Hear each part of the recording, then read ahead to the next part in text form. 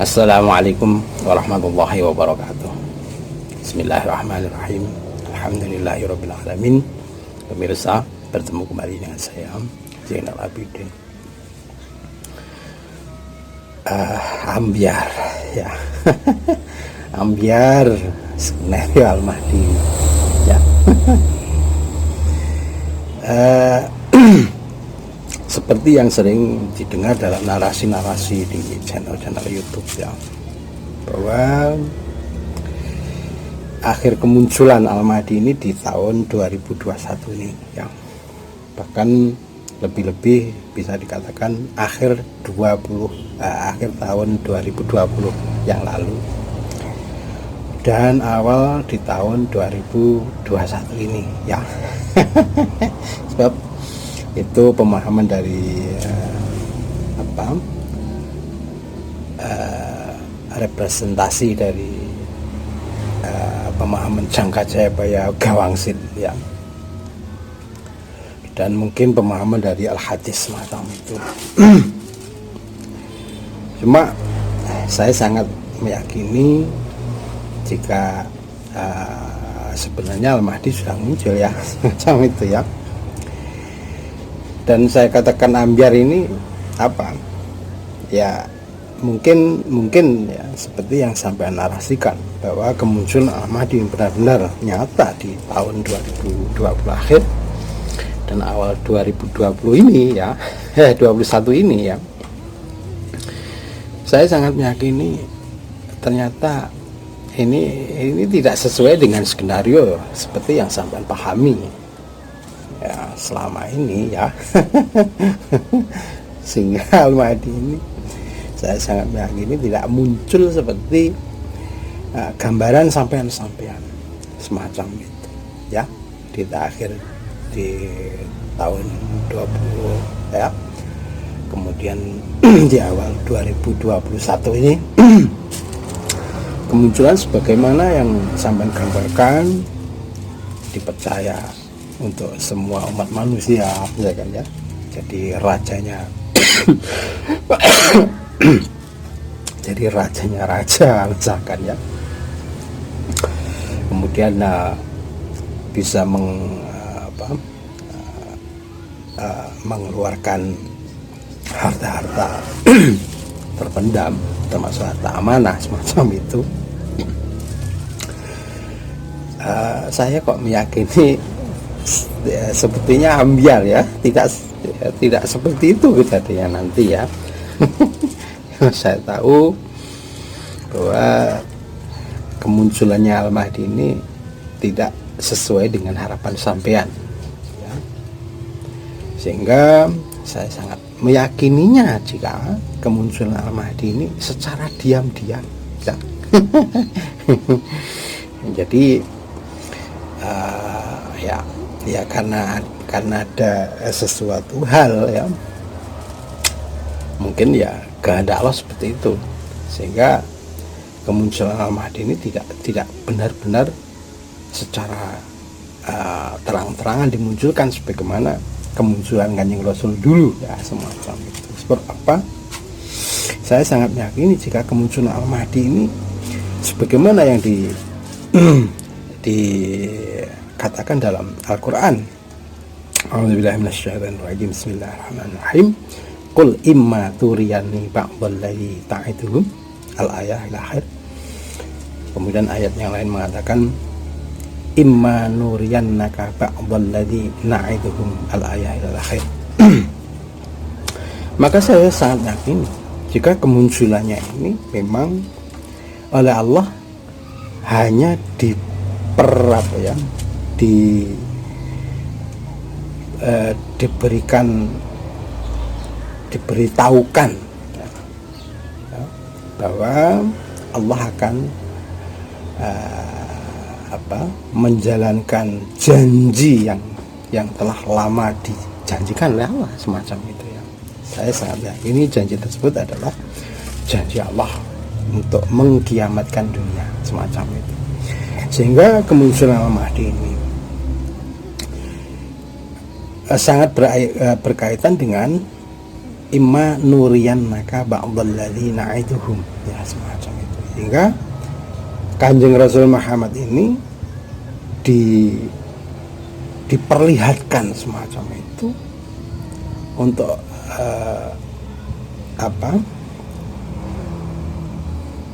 melihat ya semacam itu janji Allah yang akan dijalankan tidak lama lagi. Ini menurut saya semacam itu ya. Macam itu, sehingga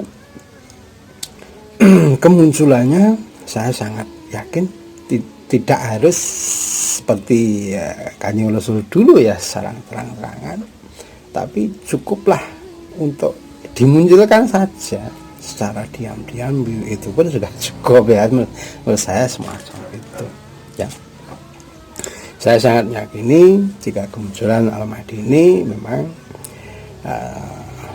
ya sering saya katakan, jika pemahaman Al-Mahdi ini tidak sosok yang muncul di akhir zaman ini tidak dipahami oleh kaum muslim saja ya, bahkan kaum Hindu, umat Hindu, umat Buddha, umat Nasrani, umat Yahudi juga memahaminya semacam itu dengan pemahaman yang berbeda ya. Tentu juga umat Buddha memahaminya dengan Maitreya semacam itu, kemudian umat Hindu memahaminya dengan kaki awata semacam itu, Mesia ya dan lain-lain, dan Al-Mahdi untuk pemahaman muslim semacam itu.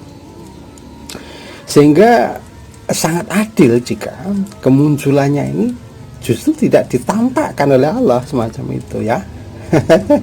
Hanya saja kejadian-kejadian alam sebagaimana yang digambarkan dalam hadis, misalkan dalam Jangka Jayabaya, misalkan Gawangsit Siliwangi, misalkan ini sudah sesuai ya.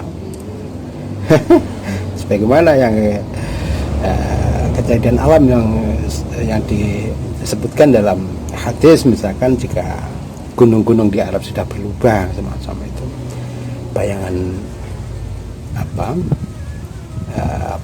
jika Ka'bah tertutup oleh bayangan as-sa'ah semacam itu, ini sudah terjadi ya. Macam itu. Kemudian ada budak melahirkan tuanya semacam itu, ini dia dari konteks hadis semacam itu. Kemudian kalau dipandang dari sisi konteks Jangka Jayabaya ya, misalkan Jawa berkalung besi, kemudian wanita sudah tidak punya rasa malu semacam itu, kemudian lelaki tidak punya harga diri, tidak punya kewibawaan semacam itu, ini sudah terjadi ya. Kemudian pasar hilang kumandangnya semacam itu, ini sudah terjadi. Oleh karena itu kemudian ini seperti yang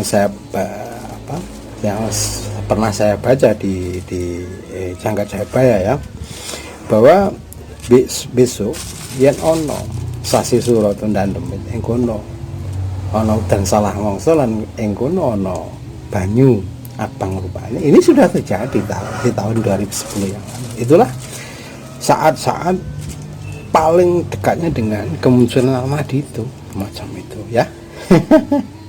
Makanya saya lebih seperti yang saya baca di Gawangsit di Jangka Jayabaya itu. Walaupun mungkin bait yang saya katakan ini justru saya tidak mendengar ya dari bait-bait yang pernah diucapkan, dinarasikan di channel YouTube semacam ya, yang membahas masalah sosok munculnya Satrio Piningit ini semacam itu ya. Oleh karena itu seperti yang saya katakan tadi ya, makanya ambiar bahwa narasi-narasi yang dikatakan sampai saat ini, jika kemunculannya di tahun akhir 2020 dan awal 2021 ini, saya kok merasa kayaknya tidak muncul seperti yang sampean narasikan atau sampean gambarkan semua ini ya. Karena banyak ada hal-hal yang oleh Allah ya dikatakan semacam itu ya. Sebab apa? Saya kok yakin ya jika sosok Al-Mahdi ini tidak sesuai dengan kriteria ya, yang sampean bayangkan ini. Saya sangat meyakini hal itu. Oleh karena itu sering saya katakan jika Al-Mahdi ini sosok yang di luar perspektif sampean macam itu ya. Dan itu pun saya sangat meyakini jika keadilan Al-Mahdi ini justru tidak muncul ya semacam itu. Kehadiran Satrio Piningit ini justru tidak muncul semacam itu, tidak muncul secara nyata, maksudnya semacam itu ya, secara terang-terangan semacam itu. Kalau muncul nyata ya saat ini saya katakan sudah muncul semacam itu ya. Cuma sebagaimana yang dikatakan dalam Jangkar Surabaya masih dalam budak setama semacam itu. Kemudian kalau dalam kawan dikatakan melawan sambil tawa, meminta dengan nista semacam ini kan gambaran seorang yang paling dari kelompok sudra semacam itu toh. Sehingga jika dia akan muncul semacam itu, apakah sampean percaya? Oleh karena itu dan itu pun akan dipahami oleh semua pemahaman umat di dunia ini ya. Makanya jika dimunculkan yang namanya Kalki Avatar misalkan, apakah sampean yang beragama Islam ini percaya? Kalau yang dimunculkan ini adalah Mesias, apakah sampean percaya yang bagi non Kristen misalkan semacam itu, atau Yahudi ya semacam itu ya, kalau Mesias Yahudi ya semacam itu. Sehingga kalau dimunculkannya yang bernama Imam Mahdi ya, yang non Muslimnya juga tidak percaya. Oleh karena itu katanya kemunculan Al-Mahdi itu untuk memenuhi bumi dengan keadilan semacam itu. Sehingga adilnya bumi ini kalau kemunculan Al-Mahdi ini ya justru tidak muncul secara terang-terangan semacam itu toh. Hanya tanda-tanda alamnya saja yang dimunculkan saat ini ya. Kemunculan tanda-tanda alam ini sudah mengarah benar. Tanda-tanda itu sudah dimunculkannya Al-Mahdi itu ya.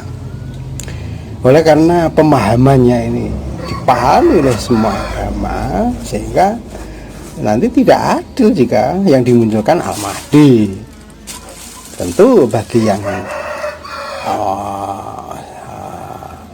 yang percaya Kalki Avatar, yang dimunculkan sosok terakhir ini, tentu dia akan percaya sama Al-Mahdi ya toh.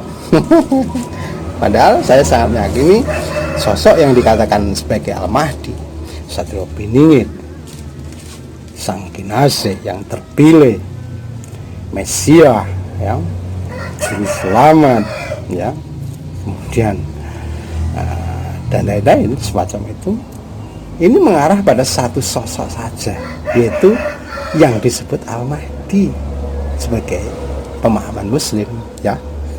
Semacam itu.